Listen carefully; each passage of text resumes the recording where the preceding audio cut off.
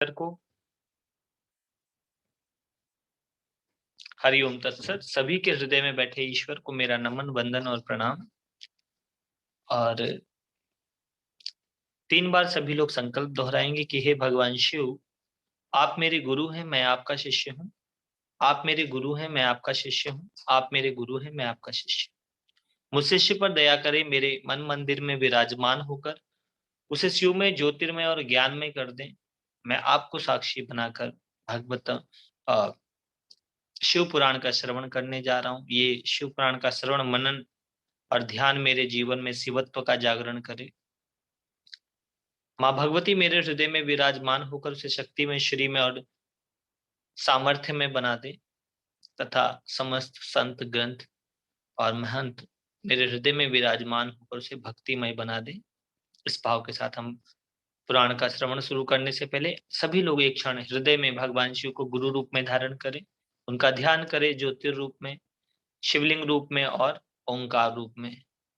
ओम ब्रह्मानंदम परम सुखदम केवलम ज्ञान मूर्तिम द्वंद्वातीतम गगन सदृशम तत्वमस्यादि लक्ष्यम एकम नित्यम विमलमचलम सर्वधी साक्षिभूतम भावातीतम त्रिगुण रहितम सद्गुरुम तम नमामि। अखंडानंद बोधाय शिष्य संतापहारिणे सच्चिदानंद रूपाय तस्मै श्री गुरुवे नमः। ओम वंदे देव उमापतिं सुरगुरुं वंदे जगत कारणं वंदे पन्नग भूषणं मृगधरं वंदे पशूनां पतिं वंदे सूर्य शशांक वाहनी नयनं वंदे मुकुंद प्रियं वंदे भक्त जनाश्रयं च वरदं वंदे तं शिव शंकरं वंदे तम शिव शंकरम। सो उस अनंत ईश्वर की वंदना, उसको गुरु रूप में धारणा करने के बाद जब माँ पार्वती का विवाह हुआ भगवान शिव के साथ, कल हम लोग सती के त्याग की, सॉरी, जब हमने दक्ष के यज्ञ का विध्वंस हो गया, उसके बाद पुनः भगवान शंकर ने उनको जीवन दान दिया, क्षमा कर दिया। अब यहाँ एक सूत्र ये भी सीखना है शिव पुराण से कि क्षमा करना भी एक योगी का धर्म है। जब कोई विनम्र भाव से आपके आगे क्षमा प्रार्थी हो तो आप उसे क्षमा कर दें। क्षमा करना भी एक ध्यानी, एक योगी, एक शिवत्व की साधना करने वाले के लिए अनिवार्य नियम है। उसके बाद फिर माँ पार्वती को उपदेश दिया था, जहां से हम लोग कल कथा में थे। तो माँ पार्वती को नारद जी ने उपदेश दिया कि हे शैल कुमारी, तप करो जाओ। उन्होंने कहा ठीक है गुरुवर, तप करती हूँ मैं। और हाथ देख करके उनके पति के विषय में भी बताया, जैसा कि सभी तपस्वी और योगियों को लोग ज्योतिषाचार्य की तरह भी जाते कि गुरुदेव कुछ हमारे विषय में बताएं, कन्या के विषय में बताएं, व्यापार के विषय में बताएं, ध्यान के विषय में बताएं। वास्तव में तो गुरु से पूछना चाहिए कुछ ज्ञान के विषय में बताएं, आत्मा के विषय में बताएं, परमात्मा के विषय में बताएं। और शिष्य अपने गुरु से यही पूछता है। माँ पार्वती ने नारद जी से इतना ही पूछा, ईश्वर की प्राप्ति कैसे होगी, मुझे शिव कैसे प्राप्त होंगे। तो यहाँ शिव के विषय में बताया था। फिर शिव के गोत्र का, ईश्वर गोत्र और ओंकार पिता, यह भी नारद जी ने ही व्यवस्था बनाई। अब उसके बाद माँ भगवती जब आई कैलाश पर, तो आज ये बहुत मजेदार टॉपिक है। ये टॉपिक लगभग हर गृहस्थ के जीवन में घटित होता है और जिसके कारण अलग अलग प्रकार के विवाद हो जाते हैं। इस टॉपिक को अगर हम शिव पुराण से समझें तो शायद कुछ बेहतर घटे, विवाद की जगह संवाद हो पाए। अलग अलग प्रकार की लीलाएं करते थे शिव और पार्वती। एक दिन भगवान शिव ने मजाक में, हास्य में, विनोद में माँ भगवती को काली कहा, उनका मजाक किया, उनका उनको ये बात इतनी चुभ गई कि वो तप करने चली गई। और इतना तप किया कि उन्होंने अपना वो काला जो रूप था वो निकाल कर एक तरफ कर दिया, और वो उस दिन से गौरी कहलाई। इस पे कई बार मैं अक्सर लोगों को बताया करता था कि स्त्री हमेशा पुरुष से आगे है। लक्ष्मी नारायण, लक्ष्मी है उसके बाद नारायण बोला जाता है। राधे कृष्ण, राधा की आवृत्ति पहले है, फिर कृष्ण का नाम लिया जाता है। सीताराम, एक जगह पर स्थिति थी शंकर पार्वती, लेकिन वहां भी जिस दिन उसने गौर कर लिया उस दिन हो गया गौरी शंकर। उसने ध्यान किया, उसने अपने स्वरूप का, अपने वास्तविक तेज का, और माँ भगवती उस दिन से गौरी कहलाई। हम सब के भीतर भी किसी ना किसी प्रकार की कालिमा है। हम भी तप और तेज से अपना गौर वर्ण कर सकते हैं। यहाँ बात शारीरिक रंग रूप की नहीं है, यहाँ बात आत्मिक और चित्त की जो दशा है, जो अंतर मन की स्थिति है, उसकी बात है। सो कुछ देर हम लोग भी तप कर लेते हैं। आंखें बंद करें और ध्यान अपने चेहरे पर लगाएं, और जब करें ओम नमः शिवाय, ओम नमः शिवाय, ओम नमः शिवाय, ओम नमः शिवाय, ओम नमः शिवाय, ओम नमः शिवाय, ओम नमः शिवाय, ओम नमः शिवाय, ओम नमः शिवाय, ओम वंदे देव उमापतिं सुरगुरुं, वंदे जगत कारणं, वंदे पन्नगभूषणं मृगधरं, वंदे पशूनां पतिं, वंदे सूर्य शशांक वाहनिनयनं, वंदे मुकुंद प्रियं, वंदे भक्त जनाश्रयं च वरदं, वंदे तं शिव शंकरं, वंदे तं शिव शंकरम। एक और अद्भुत कथा आती है कैलाश पर अंधकासुर की, इसका भगवान शिव ने नाश किया। शिव से ही उत्पन्न हुआ और शिव ने ही उसको नष्ट कर दिया। अब इस कथा के माध्यम से हमें कुछ और भी बातें समझनी चाहिए, जिनके निमित्त ये कहानियां बनाई गई हैं। कि एक बार माँ भगवती ने हास्य परिहास में, आनंद में, खेल में भगवान शिव की आंखें बंद कर दी, और उन बंद आंखों से उनके द्वारा एक असुर की उत्पत्ति हुई। वह असुर माँ भगवती के प्रति ही बुरी दृष्टि रखने लगा, और वह उनकी तरफ ही आकर्षित होने लगा, और भगवान शंकर ने उसका विनाश किया। वह अंधकासुर था। अब अंधकासुर की उत्पत्ति हो गई, तो जब जब एक योगी, एक ध्यानी अपने जीवन की व्यवस्थाओं को, अपनी धारणाओं से आंखें मूंद लेता है, तब तब उससे कोई ना कोई अंधकासुर पैदा हो जाता है। एक ऐसा असुर जो उसकी आंख बंद करने से पैदा हो। तो जीवन में जब आप नियम मर्यादाओं का, ध्यान का, संयम का आश्रय लेकर के भी अपनी आंखें बंद कर लोगे, तब आपसे भी कोई ना कोई अंधकासुर पैदा हो जाए। फिर उसको अपने तेज के द्वारा, महेश्वर ने अपने तेज के द्वारा उसका नाश किया। तो आप पुनः अपने तेज के द्वारा नाश कर सकते हैं। तो अगर अनजाने में कोई चीज उत्पन्न हो जाए, जिस क्षण आपकी आंखें मूंदी थी, आप नहीं होश में थे, तो आप उसको भी तप, ध्यान और संयम द्वारा नाश कर सकते हैं। क्योंकि इन कथाओं के माध्यम से एक मैसेज है। अगर हम इन कथाओं का वो मैसेज नहीं समझ पाए, तो ये सारी कथाएं हमारे मात्र वाणी विलास और बुद्धि विलास से अधिक कुछ हमारे जीवन में काम नहीं कर पाएंगी। हर कथा के पीछे का उद्देश्य हमें समझना चाहिए। फिर कथा आती है आज सर्वश्रेष्ठ गणेश जी को जो गणपति का पद मिला। ये बहुत महत्वपूर्ण कथा है शिव पुराण की, कि कोई भी ध्यान, कोई भी साधना, कोई भी तप आपका तब तक सिद्ध नहीं होता जब तक आप अपने माता पिता का सम्मान नहीं करते, उन्हें प्रेम नहीं देते, उन्हें ईश्वर जैसा सम्मान नहीं देते। ईश्वर जैसा सम्मान क्यों दें?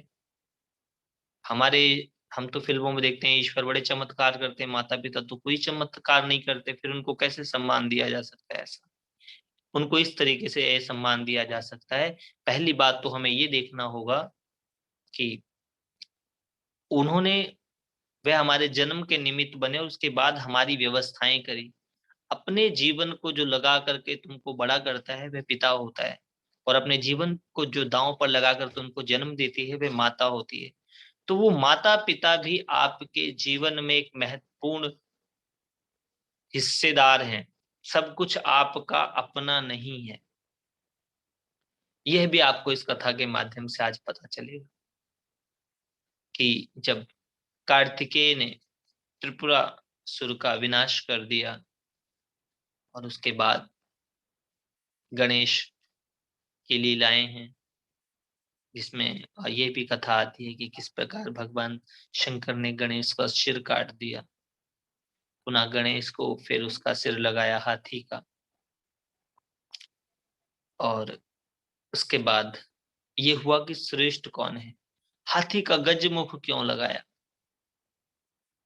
गज का मुख योगी का प्रतीक है, और जब वो योगी हो गए, ज्ञानी हो गए, बुद्धि के देवता हो गए, बुद्धि का, विवेक का आश्रय लेने लगे और बुद्धि के देवता, तो एक कंपटीशन हुआ कि भाई विवाह किसका पहले होगा, कार्तिकेय का या गणेश का। अब ये देखिए हमारे यहाँ शास्त्रों, हमारे घर परिवार में क्या होता है, विवाह किसका करो, जो बड़ा है पहले उसका कर दो। लेकिन यहाँ पर क्या कहा कि बड़ा वह है जो विवेकवान है, जो समझदार है, वह बड़ा है। परीक्षा हुई, दोनों को चेक किया गया, जो दोनों को टेस्ट किया गया। क्या थी उनकी परीक्षा? परीक्षा रखी कि जो 7 बार पृथ्वी और सूर्य की परिक्रमा लगाकर पहले लौट आएगा, उसको, उसका विवाह पहले होगा, उसको श्रेष्ठ माना जाएगा। अर्थात जो टास्क दिया गया, जो काम दिया गया, जो पहले पूरा कर लेगा वह श्रेष्ठ है। सो यहाँ पर एक कॉन्सेप्ट ये भी आता है, don't do hard work, only do smart work. Kartikeya ने हार्ड वर्क लिया, बैठे अपने मोर पे चल दिए यात्रा करने के लिए कि उड़ते उड़ते जाएंगे, और मन में ये भी था कि इसका ये चूहा और मेरे वाहन मोर, तो जितने हार्ड वर्क वाले हैं ये मोर और चाहते हैं। लेकिन गणेश जी ने क्या किया? गणेश जी ने अपने माता पिता को बिठाया और उन्हीं के इर्द गिर्द चक्कर मारने लगे, उनकी परिक्रमा करने लगे, 7 बार उनकी परिक्रमा कर दी। कहा भाई ये तो ठीक है, लेकिन कैसे माना जाए, तुम तो गए नहीं। तो उन्होंने कहा कि जी मैंने तो शास्त्रों में ये पढ़ा है कि पिता जो है वो आकाश होता है और माता जो है वो धरती होती है, तो मैंने धरती और आकाश को एक साथ करके 7 चक्कर मार लिए। और इस पे सब लोग सहमत भी हो गए कि बिल्कुल ठीक बात है। और उनको 2 पत्नियां मिली, इसी विवेक के कारण, रिद्धि और सिद्धि, और 2 पुत्र भी हुए, शुभ और लाभ। कार्तिकेय जी इस बात से नाराज होकर चले कि ऐसे थोड़ी होता है स्मार्ट वर्क वाले, ऐसा इसने तो खाली क्रिया करी है, भाव कर लिया, ऐसा थोड़ी आकाश की ऊंचाइयां थोड़ी इसने प्राप्त करी है। लेकिन हाँ, ये प्रेम का मार्ग है, सहजता का, समर्पण का मार्ग है। इस मार्ग से भी आकाश की ऊंचाई प्राप्त होती है। और कार्तिकेय और भक्ति, भक्ति के भी 2 प्रकार हैं। एक भक्ति है गणेश की और एक है कार्तिकेय की। जितने लोग कार्तिकेय भक्ति वाले हैं, ये यहाँ से वहां भाग के, वहां से वहां भाग के, वहां से वहां भाग कर जाना चाहते हैं, धक्के खाना चाहते हैं। यहाँ से निकले फलाने मंदिर, उस मंदिर से उस मंदिर, उस मंदिर से उस मंदिर, उस गुरुद्वारे, उस चर्च, ये बाहर की तरफ जाते हैं।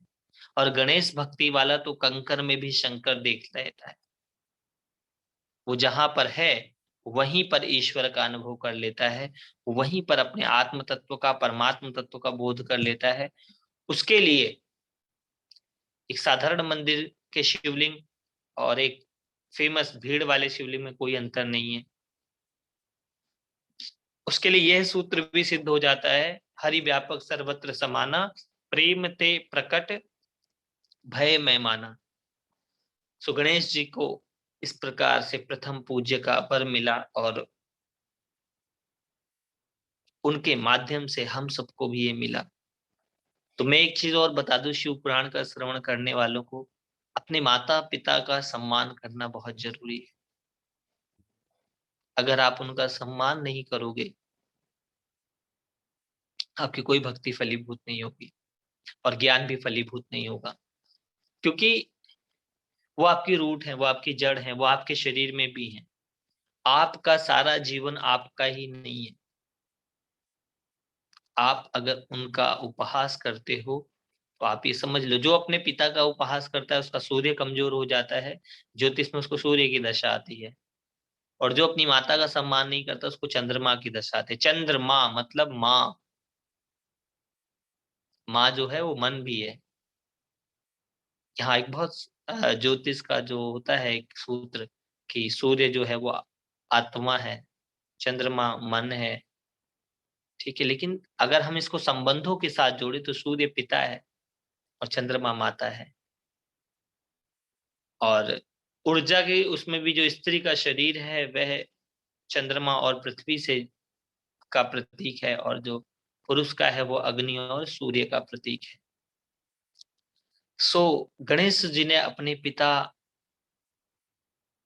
में भगवान देखा या आकाश देखा। अब यहाँ पर एक सूत्र आता है, या तो आप साधना ध्यान के द्वारा परमात्मा में अपना पिता देख लें, या भक्ति के द्वारा अपने पिता में परमात्मा देखने का प्रयास करें। थोड़ा सा मुश्किल है लेकिन है बहुत अद्भुत, करना चाहिए ऐसा। परमात्मा एक वो है जिसको आपने देखा नहीं है, एक ऐसा भगवान जिसको आपने कभी नहीं देखा और आप उसके लिए बहुत भाग दौड़ कर रहे हैं। और एक ऐसा परमात्मा है जो आपके सामने प्रत्यक्ष है लेकिन आपने कभी उस पर ध्यान ही नहीं दिया। एक बार नवरात्रि में हमारे यहाँ पर सभी बच्चे मंदिर जाना चाह रहे थे। मैं उस समय ध्यान सिखाता था, कुछ मेरे स्टूडेंट थे, और मेरा छोटा भाई भी उन बच्चों के साथ मंदिर जाना चाहता था रात को पैदल। 18-20 किलोमीटर दूर पैदल जाना चाहता था वो। सो अन्य बच्चों से मैंने पूछा, बच्चे क्यों जा रहे हो मंदिर? बोला हम माता के भक्त हैं। मैंने कहा एक काम करो, तुम एक आरती थाली सजाओ और अपनी माँ की आरती करके देखो। सच में कभी आप अपने माता पिता की भी तो आरती करके देखें। 14 फरवरी, और सॉरी, हाँ 14 फरवरी, जिसको वैलेंटाइन डे कहते हैं, उस दिन मातृ पितृ पूजन दिवस भी होता है, माता पिता के पूजन का भी दिवस। एक बार किसी बच्चे से मैंने पूछा था, आप लोगों को पता है कि 14 फरवरी वाले दिन मातृ पितृ पूजन दिवस होता है? बोले नहीं, हमें तो पता नहीं है। मैंने कहा ये तो पता होना चाहिए। बोले माँ बाप ने तो नहीं बताया। तो मैंने कहा माँ बाप ने तो वैलेंटाइन डे भी नहीं बताया था, लेकिन पता है ना उस विषय का। तो शिव पुराण ये कहता है कि आप अपने माता पिता का सम्मान करें। कैसे करोगे सम्मान? सम्मान होता है उनके साथ कुछ समय बिताना। आप जिसके सम्मान करते हैं उसकी बातें मानते हैं, और सबसे बड़ी बात है कि उसके लिए अपने हृदय में एक श्रेष्ठ भाव रखना, ये सम्मान करना बहुत जरूरी है। ऐसा ना माने कि उन्हें कुछ नहीं आता, वो नहीं जानते, नहीं, वो भी वैसा जानते, वो अपने समय का बहुत कुछ जानते हैं। कई बार मैंने देखा है बच्चों को शिकायतें करते हुए, कहते हैं योगी जी वो ध्यान नहीं करते हैं, उनको ध्यान नहीं आता है। मैंने कहा क्यों? आपका तो दिन भर ध्यान रखते, कहाँ गए, कब आए, कब गया, आप ही का ध्यान रहता है उनको। वो सिर्फ इतना सा गलत काम करते हैं कि वो ध्यान अपनी आत्मा का नहीं करते हैं। ध्यान तो इस संसार में हर मनुष्य करता है, लेकिन वो किस चीज का ध्यान कर रहा है ये भी बड़ा महत्वपूर्ण है। एक चोर भी ध्यान करता है कि किस किस के घर पे माल है, कब जा करके वहां लूट पाट की जाए। और एक पुलिस वाला भी ध्यान रखता है कि समाज में कितने उपद्रव हैं, उनको संभालना है। एक टीचर भी ध्यान रखता है कि बच्चों को कैसे पढ़ाना, और एक बच्चा भी ध्यान रखता है कि कैसे पढ़ाई से बचना है। हर कोई ध्यान करता है। यहाँ शिव पुराण कहता है कि आप ध्यान को आत्मा के आलोक से, आत्म आनंद के साथ करें, आत्मा के विषय में करें। इस प्रकार से गणेश जी को प्रथम पद, प्रथम पूज्य होने का वरदान प्राप्त हुआ। आप भी अगर अपने जीवन में गणेश पद चाहते हैं, आप भी अगर विघ्न विनाशक बनना चाहते हैं, तो अपने माता पिता का सम्मान जरूर करें, उन्हें जरूर प्रेम करें। इस चैप्टर से ही मैं आपको दान का भी पीछे गया था कि दान कैसे करना चाहिए, दान कब करना चाहिए, दान क्यों करना चाहिए। तो दान का भी जैसे साधना में दशवंत होता है, गुरु लोग दशवंत लेते हैं, गुरु आपके जीवन से 10वां हिस्सा लेता है। तो सबसे पहले क्या लेता है? सबसे पहले समय का दशवंत होता है, 2 घंटे 40 मिनट। 24 घंटे में से 2 घंटे 40 मिनट आपको समय भी ईश्वर को दान देना चाहिए। 2 घंटे 40 मिनट को कैसे दान करेंगे हम लोग? 40-40 मिनट के 4 भागों में। 40 मिनट प्रत्येक व्यक्ति को एक्सरसाइज करनी चाहिए, व्यायाम करना चाहिए।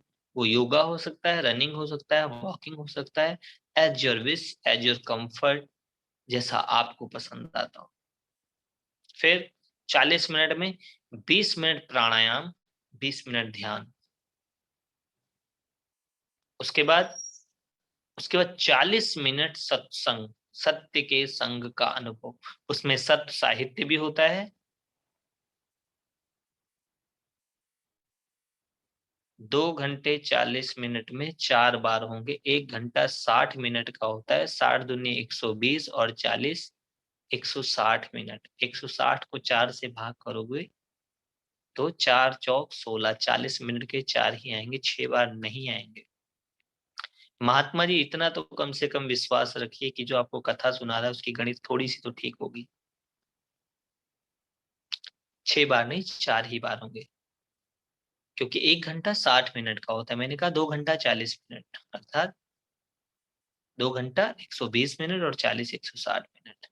तो बाकी जो 40 मिनट है उसमें सत साहित्य पढ़ना, या सत्संग करना, या मौन रखना, या समभाव से चीजों को देखना, दृष्टा भाव की साधना करना, ये होता है। आखिरी के 40 मिनट में 20 मिनट का जाप और 20 मिनट का मौन और एकांत।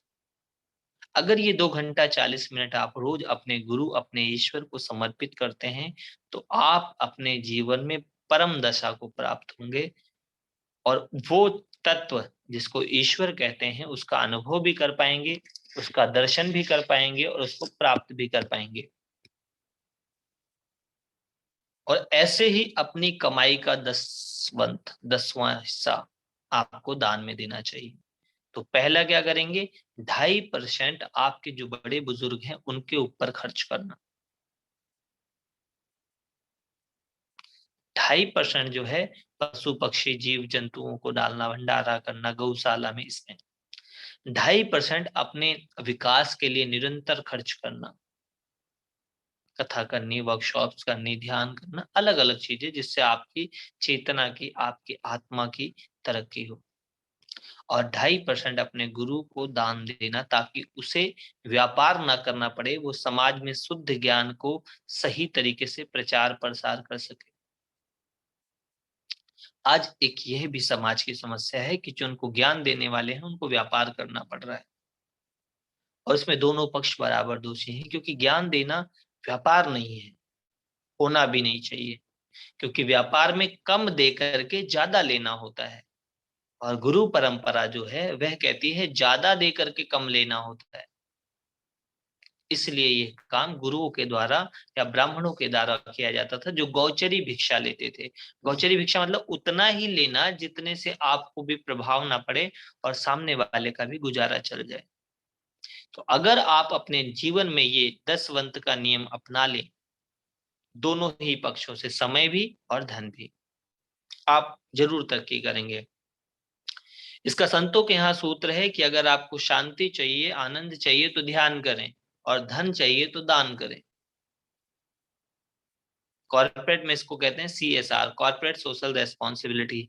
दान जो है वो आपका सामाजिक दायित्व है। आपके दान से समाज की व्यवस्थाएं चलती हैं, समाज को दिशा मिलती है। फिर एक प्रश्न आता है, हम क्यों दूसरे के ध्यान, दूसरे के ज्ञान के लिए हम क्यों कंट्रीब्यूट करें? वह भी आप अपने लिए ही कर रहे हो। सोच कर देखो कि आप तो संयमी थे, ठीक है, लेकिन आपके अड़ोस पड़ोस में बहुत नेगेटिव लोग रहते हैं, बेकार लोग रहते हैं, तो वह आपका जीना मुश्किल कर देंगे। आप जो समाज की अच्छी व्यवस्थाएं करते हैं वह भी अपने लिए ही करते हैं। तो ये था दान का। अब इसके बाद यहाँ पर जब माँ भगवती को जागृत होने का ज्ञान, तुरीय पद का ज्ञान दिया, भगवान शिव से बहुत सारी चर्चाएं हुई इसमें। एक तो भगवान शिव ने तंत्र का ज्ञान दिया माँ भगवती को, और दूसरा योग का ज्ञान दिया। माँ भगवती को चित्त की चारों दशाओं का ज्ञान दिया, तुरीय पद की साधना का बताया। तुरीय पद की साधना, 5 तत्वों का ध्यान बताया कि आकाश का ध्यान कैसे करते हैं। आकाश का ध्यान श्रवण के द्वारा किया जाता है, वायु का ध्यान स्पर्श के द्वारा किया जाता है, श्वासों के द्वारा किया जाता है, तेज का ध्यान किया जाता है चित्त में कल्पना और धारणा के द्वारा, जल का ध्यान किया जाता है मंत्रों के द्वारा या शरीर के ऊपर, और पृथ्वी का ध्यान किया जाता है स्थिर चित्त से। और प्रत्येक तत्व को जागृत करने के लिए तत्व का ज्ञान भी दिया कि पृथ्वी तत्व की सिद्धि होने से क्या होती है। माँ भगवती को भगवान शिव ने 8 सिद्धियों का, अरिमा, गरिमा, लघिमा, महिमा, इसित्व, वसित्व, प्राप्ति और प्राकम्य का ज्ञान दिया, बोध दिया, शक्ति दी, सामर्थ्य दिया। सब कुछ उनको दिया, शिव सम ही कर दिया, एकदम बराबर कर दिया। और बताया कि चित्त की 4 दशाएं हैं पार्वती। एक है सुसुप्ति, सोना, दूसरी है जागृति, जागना, तीसरी है स्वप्न, और चौथी है तुरीय। तो तुरीय पद जो है वो एनलाइटनमेंट है, वो आत्मज्ञान है, वो बोध करा देता है आपको आत्मज्ञान का, तुरीय पद जिसको बोलते हैं। उसके लिए भगवान शिव ने बताया कि कानों में उंगली डाल करके, आंखें बंद करके, अपने भीतर के संगीत को सुनने का प्रयास करना। इस प्रयास के घटित होते धीरे धीरे आपको अनहद नाद सुनाई देने लगता है, और अनहद नाद सुनाई देने से आपका अनाहत चक्र खुल जाता है, और आपको परम ज्ञान, परम प्रेम के अनुभव होने लगते हैं। सुमा पार्वती ने कहा ये तो बहुत अच्छी बात है, ये तो बड़ी अद्भुत बात बताई प्रभु आपने कि व्यक्ति ईश्वर सम हो जाता है इस ज्ञान को प्राप्त करने के लिए, ईश्वर जैसा हो जाता है। अब ये बताइए, ईश्वर जैसा हो जाता है, ईश्वर नहीं होता,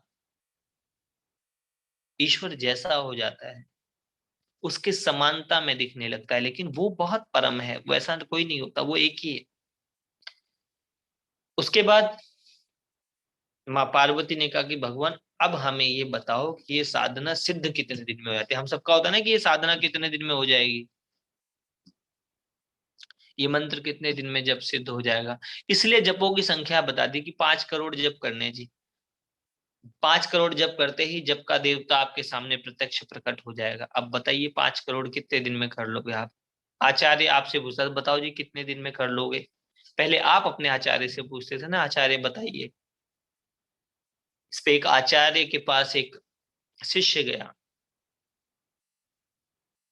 उसने कहा कि भगवान मुझे कोई चमत्कारी दिव्य मंत्र दे दे जिससे मैं जीवन के अंदर समस्त सुखों का अनुभव कर सकूं, समस्त सुखों का भोग कर सकूं, उपभोग कर सकूं और उपयोग कर सकूं।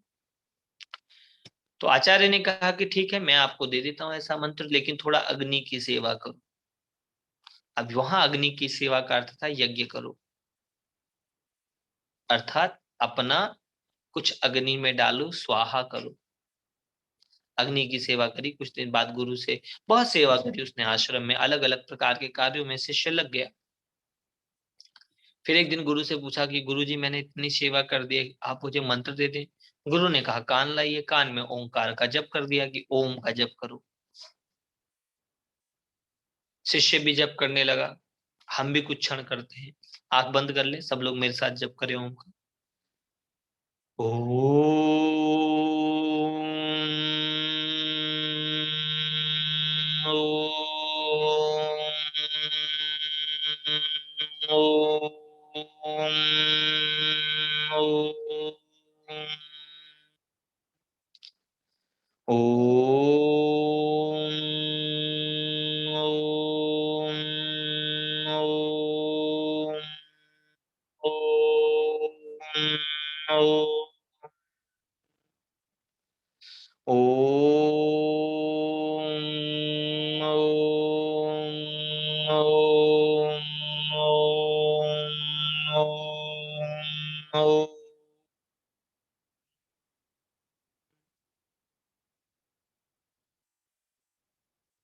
शिष्य इस प्रकार से निरंतर ओम का जप करने लगा।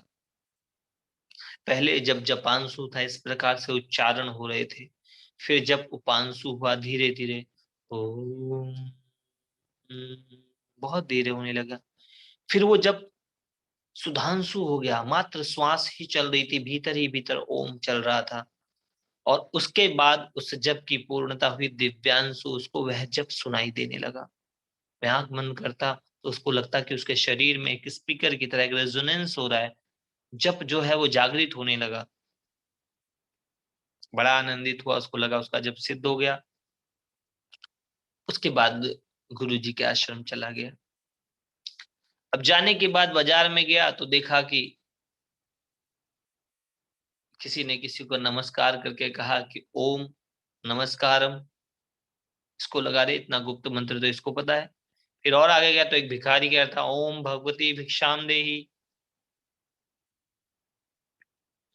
और आगे गया तो किसी ने कहा ओम। अब ओम तो हर जगह कोई जानता था, हर व्यक्ति साधारण था, ओम ओम ओम। इसने कहा ये तो मेरे साथ धोखा हो गया, मुझे ठग लिया मेरे गुरु ने, मेरे आचार्य ने। बहुत बार साधकों के मन में ऐसा संशय हो जाता है। 6 महीने से हमें जप करा रहे, 6 महीने साधना करा रहे, हमें तो ठग लिया। यहाँ इस शिष्य को भी संशय हो गया कि फिर गया गुरु जी के पास कि गुरु जी आपने मेरे को क्यों ठगा? आपने ऐसे ओम को बोला गुप्त है, सीक्रेट है। क्या सीक्रेट है? तो हर कोई ओम ओम कह रहा है। तो भगवान शिव शिव का ध्यान किया गुरु ने, और गुरु ने एक पत्थर दिया कि बेटा इसको जाओ मार्केट में, इसकी वैल्यू लगवाना, बेचना मत। पहले वो बच्चा, और कहा अगर तुम इसकी सही वैल्यू लगवाया है तो मैं तुमको एक और दिव्य मंत्र बता दूंगा जो चमत्कारिक है। मनुष्य सबसे पहले चमत्कार चाहता है, और अध्यात्म के मार्ग पर कोई चमत्कार होता नहीं है। आपने जो कथाएं चमत्कारों की सुनी है, उन कहानियों के पीछे भी यही उद्देश्य था कि आप ईश्वर से कनेक्ट हों। और मजे की बात यह है कि ईश्वर से कनेक्ट होने के बजाय व्यक्ति चमत्कारों से कनेक्ट हो जाता है। आपको कभी चमत्कार नहीं लगता है कि कैसे आपका शरीर दिन प्रतिदिन बड़ा होता चला गया, कैसे आपके भीतर श्वास ऑक्सीजन के रूप में जाती है और कार्बन डाइऑक्साइड बन जाती है? कितना बड़ा चमत्कार है। बहुत सारे चमत्कार इस प्रकृति में घटित हो रहे हैं। हर बात जो इस क्षण थी वो अगले क्षण नहीं रहती है, कहाँ विलीन हो जाती है। कितना बड़ा चमत्कार है। इस विराट सृष्टि के अंदर, इस अनंत ब्रह्मांड में अनंत चीजें, अनंत जीव, अनंत व्यवस्थाएं चल रही हैं। कितनी अद्भुत बात है। इस आश्चर्य को एक क्षण आंखें बंद कर लें। 3 बार भीतर ही भीतर दोहराएं। ओम नमः शिवाय, ओम नमः शिवाय, ओम नमः शिवाय। आप हृदय से आश्चर्य को देखें कि कैसा आश्चर्य है कि आपके जीवन में शिव कथा सुनने को मिल रही है। आपका क्या प्रयास है इसमें? आप पाएंगे कोई प्रयास नहीं है, ईश्वर की कृपा से आप शिव पुराण पढ़ रहे हैं। और देखिए सृष्टि का चमत्कार कि इतने मनुष्य हैं लेकिन किसी की भी शकल एक जैसी नहीं है। सबके भीतर एक ही ईश्वर है, लेकिन सबके विचार, भाव, कर्म, स्वभाव अलग अलग हैं। प्रत्येक सुख के साथ दुख और दुख के साथ सुख जुड़ा है। जीवन चक्र कैसे स्वतः चल रहा है। आसमान में कोई तारा भी नहीं चिपका हुआ है, सब अपने आप में किसके दम से स्थिर है। कैसे आकर्षण में एक दूसरे के सब एकदम स्थिर हैं। कैसे ये संसार नित्य नवीन नूतन हो जाता है। उस ईश्वर की व्यवस्था कैसी है, कैसे इस सृष्टि के चक्र हैं। इन समस्त चमत्कारों को अपने हृदय से जानते हुए उस हृदयेश्वर ईश्वर को, परमात्मा को नमस्कार करें और उसको कहें कि हे भगवान, तुमसे बड़ा चमत्कारी और कोई नहीं। एक गजल है बहुत प्यारी, अक्सर मैं कहता हूँ लोगों को सुननी चाहिए, कि हो भी नहीं और हर जगह हो, क्योंकि तुम एक गोरख धंधा हो। एक फकीर ने गाना गाया कि हो भी नहीं और हर जा हो, कि तुम एक गोरख धंधा हो, कि तुम हो भी नहीं और हर जगह तुम ही हो। सो वो अनंत ईश्वर जो शून्य में है, जो ज्ञान में है, प्रकाश में है, ज्योतिर्मय है, निराकार, आकार और साकार में है, वो आपको न दिखाई देता हुआ भी आपके भीतर है। सो शिव पुराण में ध्यान की विद्याओं का अनुसरण भगवती माँ को भगवान शिव ने करवाया। और वास्तव में पति परमेश्वर का जो कैसे पति परमेश्वर होता है, कि एक पति ने अपनी पत्नी को आध्यात्म की वो स्थितियां, अपने जैसा पद प्रदान किया, अपने जैसी स्थिति प्रदान कराई, तो माँ भगवती ने समस्त शक्तियों को प्राप्त किया। और इसी कारण सप्तशती के अंदर भगवती का बहुत महत्व है। मैं कुंजिका पाठ आप लोगों को जो कराता हूं, कभी देखो कि कुंजिका पाठ में माँ पार्वती को उपदेश देते हुए भगवान शिव कह रहे, सुनो देवी, देवी तुम सुनो। लेकिन जब उसको जागृति हुई, साधना हुई, तब उसने भगवान शिव से कहा कि सुनो देव प्रवीक्षामि। या भगवान शंकर फिर उनसे पूछ रहे हैं कि देवी तुम भक्त सुलभे सर्व कार्य विधायिनी, कलो ही कार्यम सिद्धार्थम उपाय ब्रूयतन्ता, कि कलयुग में मनुष्यों के समस्त कार्यों को करने का कोई साधन है, बताइए। माँ भगवती कहते, सुनो देव प्रवीक्षामि कलो सर्वेष्ट साधनम, मया तवेव स्नेहाप्य अम्बा स्तुति प्रकाशते। मेरी आपसे बहुत ममता है, बहुत प्रेम है, इसलिए मैं आपको बता रही हूँ। तो ये सम्मान एक पति जब अपनी पत्नी को देता है, तब वह पति कहलाता है, और पति परमेश्वर, अर्थात अपना सर्वश्रेष्ठ, अपना सर्वस्व अपनी पत्नी को देना।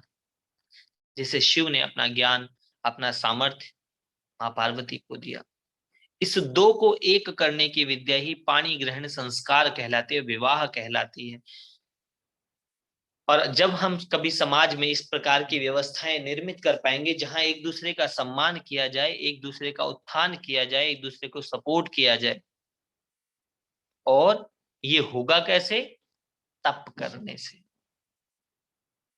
उस तप में जप है, ध्यान है, सत्संग है, अध्ययन है, सब उस तप में आएगा।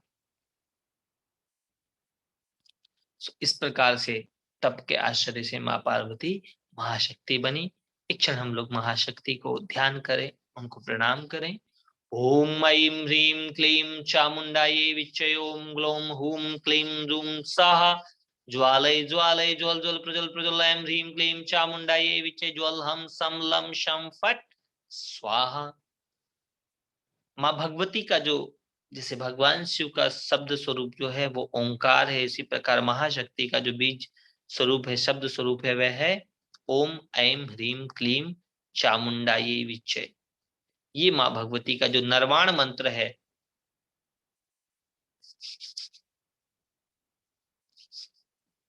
वह जागृत स्वरूप है। और जैसे जैसे आप ध्यान करेंगे, जैसे जैसे आप जप करेंगे, वैसे वैसे आपके भीतर की समस्त देव शक्तियां जागृत होंगी, और अदृश्य रूप में दिव्य शक्तियां आपको सपोर्ट भी करने लगेंगी।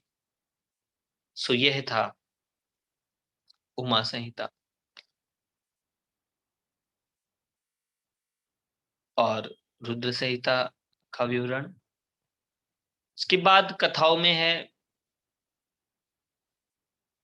कि कैसे शुक्राचार्य को संजीवनी मंत्र और महामृत्युंजय मंत्र की प्राप्ति हुई, क्योंकि ईश्वर ने सबको कुछ ना कुछ दिया है और उसको वो दिया है जिसको जो चाहिए था, जिसने जो मांगा। सिखों का एक बहुत प्यारा गीत है, जो मांगे ठाकुर अपने से सोई सोई देवे। सच बात है, उस ईश्वर से आप जो भी कुछ मांगोगे वह आपको मिलेगा ही मिलेगा। जेहि कर जेहि पर सत्य सनेहु, सो ते ही मिले न कछु संदेह। आपको मिलेगा जरूर, प्राप्त जरूर होगा। और इसी विश्वास को, इसी अनुभव को कराने के लिए आपको पुराणों की कथा सुनाई जाती है कि आप इसका अनुभव करें। मात्र कथा न सुने, उस कथा में स्वयं को तलाशें। प्रत्येक कथा में आप कहां पर हैं। जिस दिन आप स्वयं को उस कथा में ढूंढ पाए, उस दिन कथा आपके भीतर जागृत हो जाएगी, आप स्वयं कथा में हो जाएंगे। ये कथा मात्र शिव और शक्ति की नहीं, ये कथा आपकी मेरी भी है। हम भी तप से श्रेष्ठ जीवन बना सकते हैं, और जिसने भी तप किया वह श्रेष्ठ हुआ। तो आप सभी भी तप करेंगे, ऐसा संकल्प लें।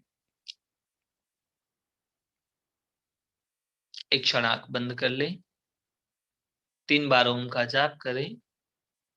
ओम ओम ओम। ओम नमः शिवाय। ओम नमः शिवाय। ओम नमामि समीशान निर्वाण रूपम विभुं व्यापकं ब्रह्म वेदस्वरूपं निजं निर्गुणं निर्विकल्पं निरीहं चिदाकाशमाकाशवासं भजेऽहं निराकारमोङ्कारमूलं तुरीयं गिराज्ञानगौतीतमीशं गिरीशं करालं महाकाल कालं कृपालं गुणागार संसार पारं नतोऽहं तुषाराद्रिसङ्काश गौरं गम्भीरं मनोभूत कोटि प्रभाश्री शरीरं स्फुन्मौलिकल्लोल नीचारु गंगा लसद्भाल बालेन्दुकण्ठे भुजंगा चलत कुण्डलं भ्रू सुनेत्रं विशालं प्रसन्नाननं नीलकण्ठं दयालं मृगाधीश चर्माम्बरं मुण्डमालं प्रियं शङ्करं सर्वनाथं भजामि प्रचण्डं प्रकृष्टं प्रगल्भं परेशम् अखण्डम् अजं भानुकोटिप्रकाशं करैशूलनिर्मूलनं शूलपाणिं भजेऽहं भवानीं पतिं भावगम्यं कलातीतिकल्याणकाल्पन्तकारी सदा सज्जनानन्ददाता पुरारी चिदानन्दसन्दोहमोहो प्रहारी प्रसीदं प्रसीदं प्रभो मन्मथारि न यावत् पुमानाथ पादारविन्दं भजन्ति है लोके परे वा नराणा न तावत् सुखं शान्ति संताप नाशं प्रसीद प्रभो सर्वभूतादिवासं न जानामि योगं न जानामि योगं न जानामि योगम जपम नैव पूजा जपम नैव पूजा जपम नैव पूजा न तो हम सदा सर्वदा संभुतुभ्यं जरा जन्म दुःखोदताताप्यमानं प्रभु पाहि आपन नमामि शंभो। रुद्राष्टकमिदं पुण्यं विप्रेण हरतु से ये पठन्त नरा भक्ता तेषा शंभु प्रसीदते। ओम पार्वती पतये नमः। हर हर महादेव। ओम पार्वती पतये नमः। हर हर महादेव। ओम पार्वती पतये नमः। हर हर महादेव। ओम नमस्त्वनंताय सहस्त्रमूर्तये सहस्त्रपादाक्ष शिशिरोर्बाहवे सहस्रनाम्ने पुरुषाय शाश्वते सहस्त्रकोटि युगधारिणे नमः। हरि ओम तत्सत। हरि ओम तत्सत। सो आज की शिव पुराण कथा में मैं आप लोगों से ये पूछना चाहता हूं कि इन कथाओं में किसने क्या सीखा। अपना अपना अनुभव बताएं कि आपको इस शिव पुराण से ये बात सीखने को मिली। कौन बताएगा सबसे पहले कि उसने इन 10-11 दिन की कथाओं में अब तक क्या सीखा। छोटे छोटे अपने अनुभव और अपना जो ज्ञान आपको समझ आया शिव पुराण में से बताएं। कौन बताएगा पहले?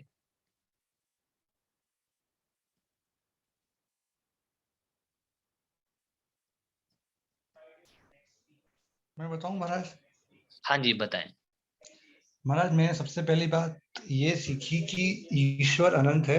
जो हम अपने पूरे जीवन में सोचते हैं हम ये कर लेंगे हम वो कर लेंगे, वो ईश्वर एक पल में, एक पल से भी 10वें हिस्से या 100वें हिस्से में वो काम ईश्वर कर सकते हैं। हम्म। तो हम सोचते रह जाएंगे आज मैं ये कर लूंगा, मैं 100 साल तक जो नहीं कर सकते वो एक पल का काम है उनके लिए। अच्छा, मतलब तो ये आपने जाना या सीखा? सीखा महाराज। गुड, वेरी गुड, बहुत मालूम अच्छा। तो पहले भी नाम था। आपका? दर्पण। अच्छा, दर्पण जी, आपने ये सीखा। जी। गुड, बहुत अच्छा। कि जो आप नहीं कर सकते, बड़ी सुंदर एक लाइन आती है कि नर इच्छा नहीं होत है, हरि इच्छा तत्काल, जाना था बैकुंठ को जा पहुंचा पाताल। तो सच बात है, उसकी जो अनंत ईश्वर की जो व्यवस्थाएं हैं, उसकी जो प्रकृति है वो अद्भुत है। और मनुष्य कभी भी उस ईश्वर को जान नहीं सकता, उसमें खो सकता है। सही जान ही जिन दे ही जनाई, तुम्हें जो जाने तुम्हें हो जाए। बहुत अच्छा दर्पण जी, बहुत बहुत धन्यवाद। और कौन बताएगा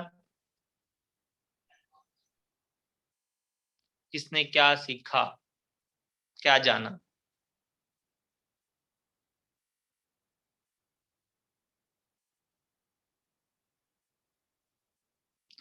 बताएं भाई। 11 दिन से आपको रोज सुनाया जा रहा है।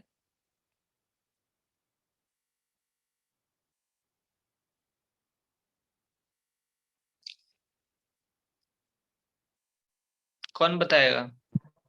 मैं बताना चाहूंगी कि इसमें अगर हमारी कोई बुरी आदत है तो एक मेडिटेशन और भगवान की तरफ जब हम रुख करते हैं तो हमारी वो जो आदतें हैं, हमें अपनी गलतियों का एहसास होता है और धीरे धीरे वो दूर हो जाती शुभ नाम आपका? है। रंजीता। रंजीता। तो हमारी बुरी आदतें ठीक होने लगते हैं जब हम मेडिटेशन ध्यान में जाते हैं। बहुत अच्छा, क्योंकि पुराण की शुरू में यही कथा दी कि जिनकी बुरी हैबिट थे, बुरे कर्म थे, जो अपने आप को नीचे गिरा चुके थे, अपनी चेतना को, वह भी ऊपर उठे। शिव पुराण यह बताता है कि आप जैसे जैसे शिव की तरफ जाते हैं वैसे वैसे आपका अशिवपना दूर हो जाता है। बहुत अच्छा। और कौन बताएगा?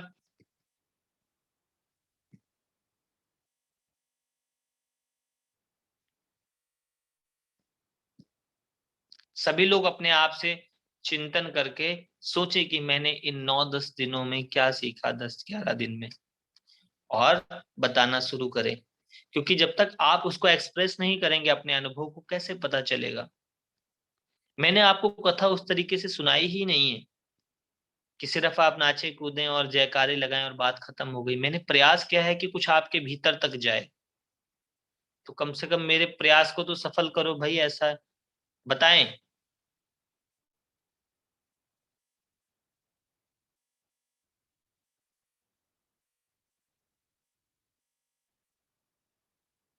आप लोगों से तो मुझे मेरे गुरुजी वाली बात याद आ गई कि ज्ञान को सुनेंगे 100, समझेंगे 9, बचेंगे 2, वो भी रहे तो।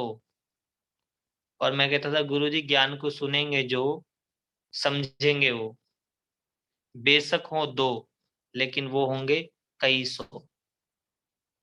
तो आपने तो गुरुजी को सिद्ध कर दिया कि ही वॉज राइट। चलो कोई बात नहीं। चिंतन करना, मनन करना कि क्या सीखा, वरना खाली सूचनाएं कुछ काम की नहीं है, उसका स्वाध्याय भी करना पड़ेगा। उसको समझने के लिए प्रयासरत होना पड़ेगा, और जो धारण किया है उसको एक्सप्रेस भी करना पड़ेगा, तब साधना पूर्णता की ओर जाएगी। कि आपने जो समझा है उसको आप क्या बता भी सकते हैं? कुछ अनुभव ऐसे हैं जो आप नहीं बता सकते, लेकिन समझ के आई बात, क्या आपके माइंड में क्लिक हुई, उसी से तो आगे की यात्रा चलेगी।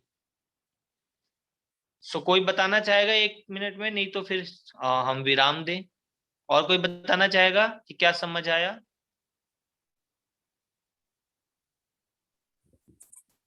विशाल जी, समझ में आया जब और तब का महात्मा, मतलब कि कितना कुछ हम पा सकते हैं अगर हम अच्छे से जप और तप कर सकते हैं। आज के सेशन से समझ में आया कि गणेश भक्ति और कार्तिकेय भक्ति में कितना, मतलब अगर हम सहज भाव से समझे तो ईश्वर हमारे अंदर ही है। ऐसा नहीं है कि हमें सब जगह जाने की जरूरत है। ये वाली बात बहुत अच्छी लगी। माता पिता का जो महत्व आपने बताया, बहुत सारी चीजें, दान का महत्व समझ में आ रहा है कि कितना इम्पोर्टेंस है जो हम लोगों को नहीं बताया जाता है। वो समझ में आ रहा है कि कैसे हमें एक जैसे आप बोलते बोलते बता रहे हैं कि योगी बनने के लिए समाज में कंट्रीब्यूट करना चाहिए। वो सब समझ में आ रहा है कि केवल अपना उत्थान तभी होगा जब भी हम समाज में कुछ देने देंगे, तभी देना ही लेना है, देना ही देना।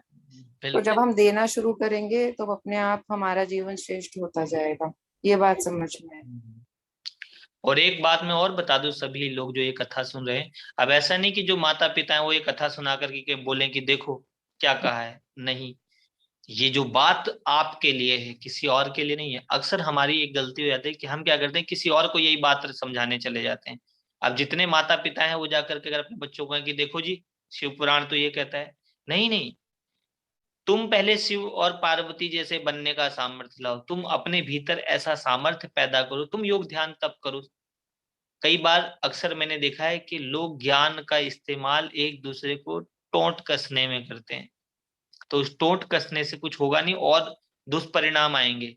सिर्फ आपको पहले अपने हृदय के अंदर एक दूसरे के प्रति सम्मान का भाव रखना है। हर एक बच्चे को अपने माता पिता के प्रति सम्मान का भाव रखना है, और हर एक बच्चे को उसके माता पिता भी बराबर का सम्मान दे। ऐसा नहीं कि आपने कोई उपकार कर दिया उसके ऊपर। मुझे याद है कि एक बार एक बच्चा था, पीड़ित था, बहुत पीड़ा में था, अस्पताल में था। तो उसकी पीड़ा देख करके मुझे सहन नहीं हुआ और वो रो भी रहा था, परेशान हो रहा था। तो जेंट्स वार्ड में था और उसकी माँ को हमने बुला दिया। रात को जैसे तैसे अपनी माँ से मिला और ठीक है, उसके बाद सवेरे वो अपनी मम्मी से लड़ रहा होगा, अपनी पीड़ा के कारण कुछ कह रहा होगा। तो उसकी मम्मी ने मुझे कहा कि विशाल जी बताएं आप इसको कि 9 महीने इसको अपने पेट में रखा है मैंने, मैं ध्यान करके ही उठा था। और मैं एकदम से सहज ही बोल उठा कि अगर आप ये कह रहे हैं कि आपने इसको पैदा किया है, तो अगर मैं आपसे पूछ लूं इसके व्याप पे कि आपने ऐसा कौन सा महान काम किया था जिससे ये पैदा हो गया, कौन सा दिव्य तप किया था, क्या कार्य किया था जिससे ये पैदा हो गया। और दूसरी बात, आप ये कह रहे हो कि आपने इसको 9 महीने पेट में रखा, अगर उस 9 महीने के 9 मिनट भी इसको याद आ जाए तो शायद इस संसार में सबसे ज्यादा आपसे ही दूर हो जाएगा, घृणित व्यवहार करने लगेगा। आप माँ तब बनी है जब आपने इसको स्नेह, करुणा और प्रेम दिया है। तो इस शिव पुराण से ज्ञान लेकर किसी को नीचा दिखाने के लिए कभी ज्ञान का प्रयोग नहीं करना। ऐसा कभी मत करना कि आप अपने बच्चे को खुद ही बताने लग जाओ। अगर आपको अपने बच्चे को ये बताना है ना, माता पिता का सम्मान करना है, तो आप अपने माता पिता का सम्मान करके दिखाओ, तब उस बच्चे को समझ आएगा। क्योंकि बच्चे वो नहीं करते जो आप कहते हो, बच्चे वो करते हैं जो आप करते हो। एक पोता देख रहा है कि दादी को एकदम से उसकी मम्मी कहते चुप रहो, बहुत बोलते रहते हो आप, कितना चिड़चिड़ करती है, दिन भर चिड़चिड़ करती रहती है। अब ये जो बच्चा है ना, ये समझ रहा है। तो आप जो उसको उपदेश देने के बजाय आचरण से आप आचार्य बनेंगे तो बात बन जाएगी। कथाओं के माध्यम से हम कोई आदेश नहीं दे रहे, हम एक सुझाव दे रहे हैं। इस संसार में 2 प्रकार के धर्म थे, एक दिगंबर, एक पैगंबर। जितने धर्म पैगंबरों से चले उन सब में आदेश है, ऑर्डर है, और शायद ऑर्डर देना ऋषियों ने ठीक नहीं माना। ऋषियों ने कहा कि नहीं, हमारे यहाँ अनुशासन की व्यवस्था थी, शासन नहीं। शासन किसी और के माध्यम से आदेश दिया जाता है, लेकिन अनुशासन में आप स्वतः अपनी इच्छा से करते हैं। इसलिए ही जितने धार्मिक गुरुओं के माध्यम से होते थे, वह कहते थे आप इसमें सहयोग दें, आपको सहयोग देना है। लेकिन वो आपको सहयोग देने के लिए सिर्फ कहते थे, आदेश नहीं देते थे। आदेश वो उन मुट्ठी भर शिष्यों को देते थे जिन पे उनका अधिकार हो जाता था, उसको अपने आदेश देके कहते थे कि ये करो तुम, जिसको गुरु दक्षिणा बोलते हैं। औरों को क्या दान देने के लिए कहते थे, दक्षिणा देने के लिए नहीं कहते थे। दक्षिणा तो वो किसी अपने श्रेष्ठ से ही लेते थे। किसी दिन कथा, अगली कथा में मैं आपको बताऊंगा कि हरिश्चंद्र दान में नहीं बिके थे, दक्षिणा देने में बिक गए थे। तो दक्षिणा देना बहुत बड़ी बात है कि जो आपने किसी से लिया है उसको लौटा देना। और आज इस समाज में मैं अक्सर देखता हूं तो मुझे भी दुख प्रतीत होता है कि बच्चे नहीं लौटा पा रहे हैं वो जो उन्होंने अपने माँ बाप से लिया है, दे नहीं पा रहे हैं।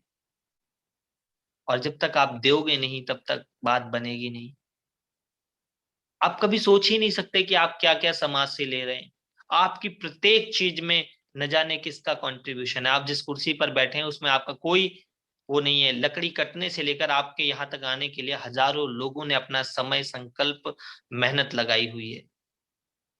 आप जो श्वास ले रहे हैं उसके लिए, ऑक्सीजन के लिए वृक्ष किसी और ने ही लगाए हैं। तो हर किसी को अपने हिस्से का कंट्रीब्यूशन लोगों को करना चाहिए और ये समझना चाहिए कि जो हमने लिया है उससे हमें देना भी है। और सबसे बड़ी बात, अपने ईश्वर से प्रेम करना है, अपना प्रेम उसको व्यक्त करना है और ईश्वर के प्रेम को अनुभव करना है। बहुत अच्छा गुंजन, बहुत अच्छा समझा। और कौन बताएगा क्या सीखा इतने दिनों में? अब तक 3 लोगों ने ही बताया है। एवरेज लोग हमारे 14 लोग लगभग सुनते थे। हाँ जी, ये बिजली सी चमकी आकाशवाणी सी, कौन बताएगा अब?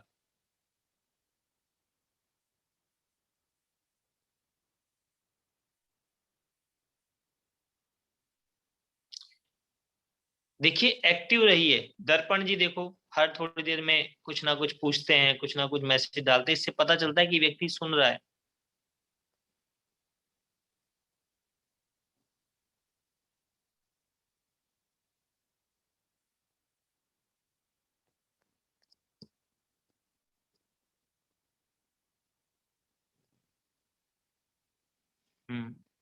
रश्मि बताएं, रश्मि भी है ना ग्रुप में?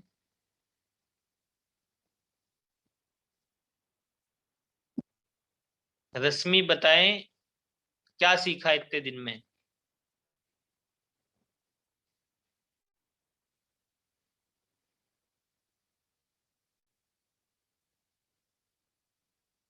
है रश्मि ग्रुप में?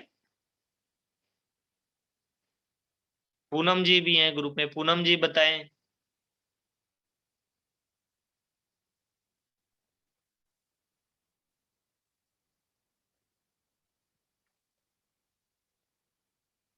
हरिओम गुरु जी। हमने हरिओम। ये सीखा इतने दिनों में कि जो भी कुछ है हमें पूरा समर्पण करना पड़ता है पहले, तन समर्पण से, करना। मन से। हाँ, जब तक हम पूरा अपने को समर्पण नहीं, अहम भाव अपना नहीं छोड़ेंगे, तब तक हम कुछ भी नहीं ले पाएंगे। हम्म। और अहम भाव बच्चों को अपना सिखाने, ईश्वर को अर्पित करना है।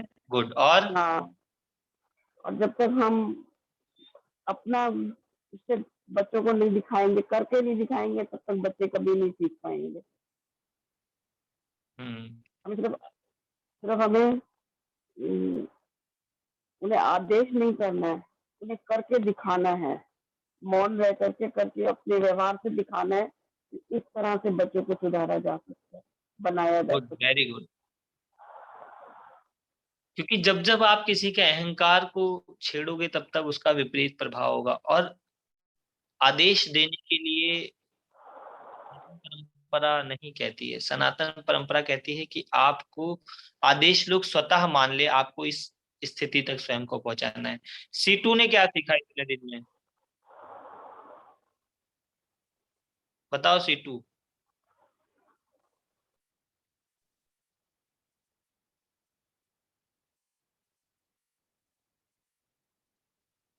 हेलो सीटू, सुन रही है?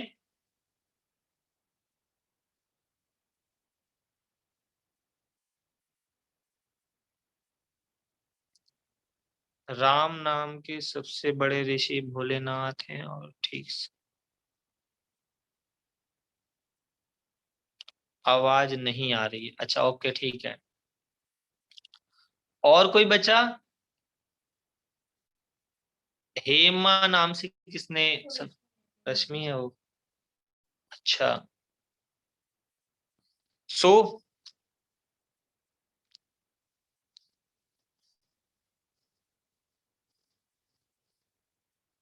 की सजेशन सीटू ने मैसेज में डाला है कि विवाह के लिए क्या कुछ करना चाहिए और विवाह कैसे होना चाहिए और बच्चों को कैसे पेरेंटिंग कैसे करनी चाहिए, उसने ये सीखा। गुड, बहुत अच्छा। अब मैं आप लोगों को एक चीज और बताता हूँ।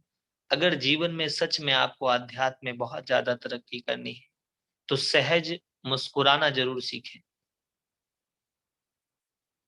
ध्यान की गहराइयों में जिनको जाना है वो बेवजह मुस्कुराना सीखें। शीशे के सामने स्वयं को देख करके मुस्कुराएं। ये मुस्कुराना भी आपके जीवन में बहुत बड़ा चमत्कार लाता है। सभी लोग एक बार बहुत अच्छे से मुस्कुराएं। इतना अच्छा मुस्कुराएं, इतना अच्छा मुस्कुराएं कि आपका चेहरा खिल जाए। जैसे देवी देवताओं के चेहरे खिले हुए हम चित्रों में देखते हैं, वैसे मुस्कुराएं और भगवान शिव का ध्यान करें। 3 बार ओम नमः शिवाय करके मैं कक्षा को पूर्ण करूंगा। ओम नमः शिवाय। ओम नमः शिवाय। ओम नमः शिवाय। ओम नमः शिवाय। ओम नमः शिवाय। ओम नमः शिवाय। ओम नमः शिवाय। इतना आनंद आ रहा है कि बंद करने की इच्छा नहीं करते नमः शिवाय का जप। पर सभी के हृदय में बैठे ईश्वर को मेरा नमन, वंदन और प्रणाम। आज के लिए इतना ही। हरिओम तत्सत।